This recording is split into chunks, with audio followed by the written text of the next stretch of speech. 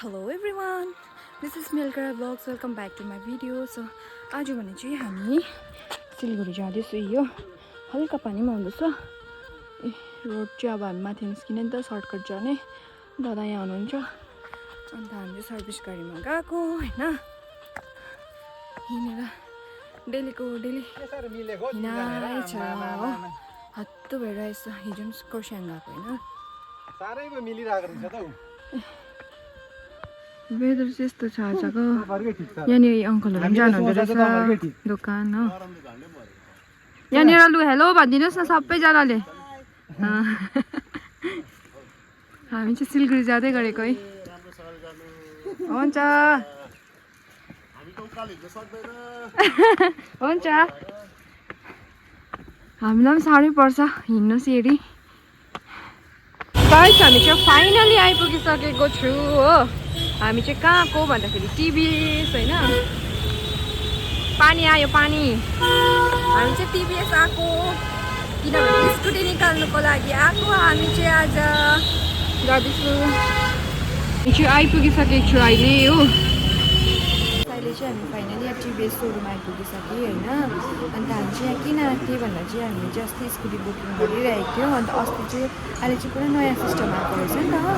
पहिला चाहिँ अब नम्बर प्लेट नआइकन लाँदा पनि हुन्थ्यो अहिले चाहिँ नम्बर प्लेट आएर मात्रै लाग्नु पर्दो रहेछ सो अन्त हामी चाहिँ भर्खर आइपुगेर यहाँनिर बसिरहेको छु हो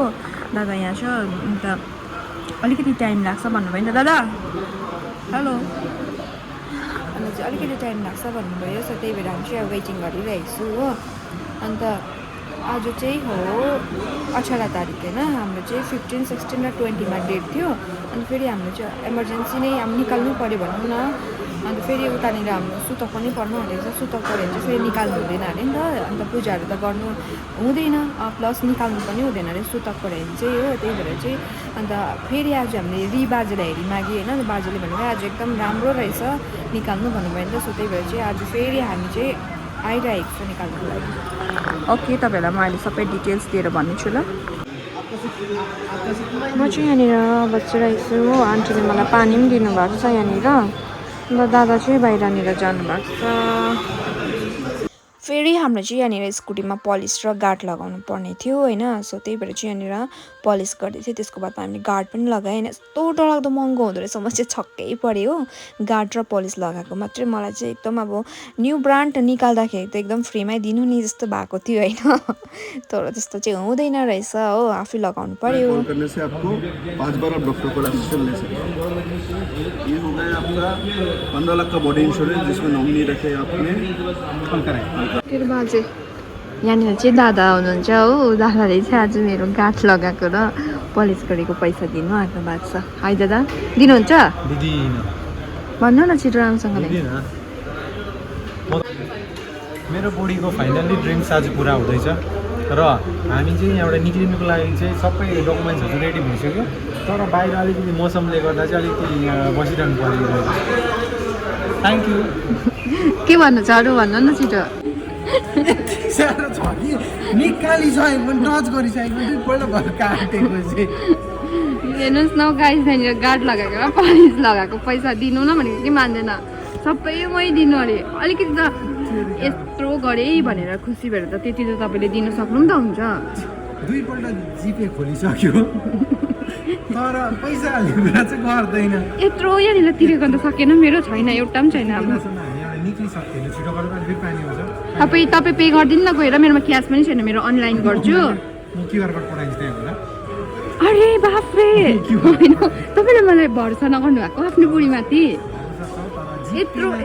यत्रो मैले इन्भेस्ट गरिरहेको छु भनेर त्यो 3500 तपाईँलाई दिँदिनँ म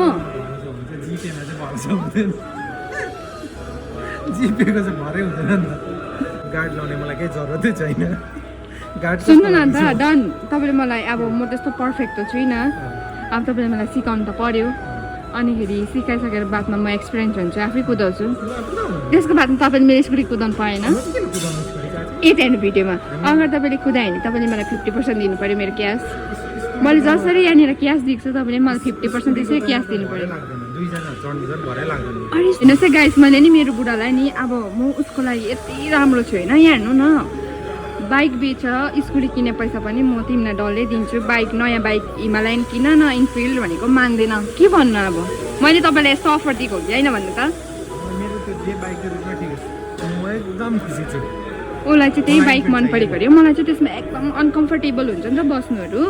अन्त चाहिँ त्यही भएर चाहिँ मैले दादालाई पनि भनेको कि नयाँ बाइकै किन बरु म स्कुटी किन्नु जति मैले इन्भेस्ट गर्छु त्यो डल्लै दिन्छु भन्दा पनि मानेर है किन मन पर्दैन तपाईँलाई इनफिल्ड त्यस्तोहरू चाहिँ कम्फर्टेबल हुन्छ नि त जे किने पनि युजै त हो हुनु चाहिँ हो त्यही त हो अहिले अफ सिजनमा मात्रै है ट्राभलिङहरू गर्नु पनि रेनी सिजनमा कहाँ त्यस्तो युज हुन्छ महिनामा एकपल्ट दुईपल्ट युज हुन्छ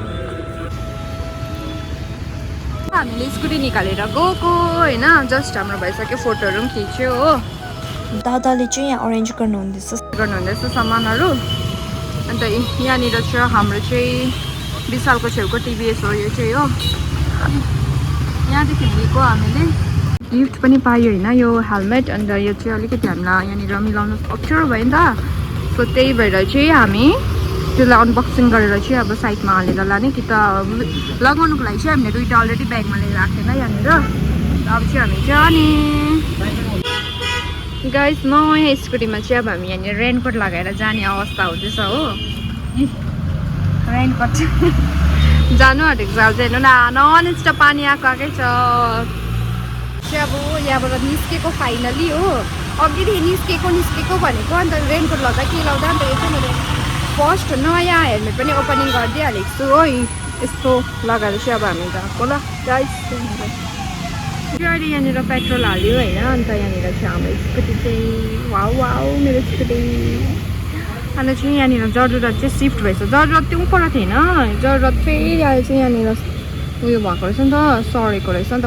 खोज्दा सो हामी चाहिँ अर्को आइसिआई चाहिँ परको सोचेर गएको थिएन भने चाहिँ आइसिआई ब्याङ्कको छेउमा रहेछ यहाँनिर आनन्द लोकको छेउमै हो अन्त चाहिँ दादाले दबाई किनिदिनु हुँदैछ मम्मीहरूको म चाहिँ अब वेट गरिरहेको छु अहिले भने चाहिँ हामी यहाँनिर लन्च गर्न आइरहेको छु होइन हे विश्वकर्म देवताभ्यो नमो नमः तिथि नक्षत्र योग कर्ण लग्न मुहूर्त बेला बेलायम अद्देह के गोत्र भयो मङ्गलम गरुडाध्वज मङ्गलम पुनरिकाक्ष चक्कातिर मङ्गलम हे बाबा विश्वकर्म देवताभ्यो नमो यता अगाडि। नमः ल ठिक छ चाहिँ हाम्रो स्कुटीको पूजा पनि भइसक्यो हो हामीले चाहिँ पूजा कहाँ गऱ्यो भन्दा चाहिँ यहाँनिर हनुमान मन्दिरमा गऱ्यो हो यहाँको बाजेहरू चाहिँ हाम्रो गाउँकै हो नि त अन्त त्यही भएर बाजेहरूलाई भेटेर पनि पूजा गऱ्यो हो अन्त अब चाहिँ हामी घर जाने दादाले चाहिँ यहाँनिर लुगा लगाउनु दादा म रेनकोट लाउँदिनँ ल अब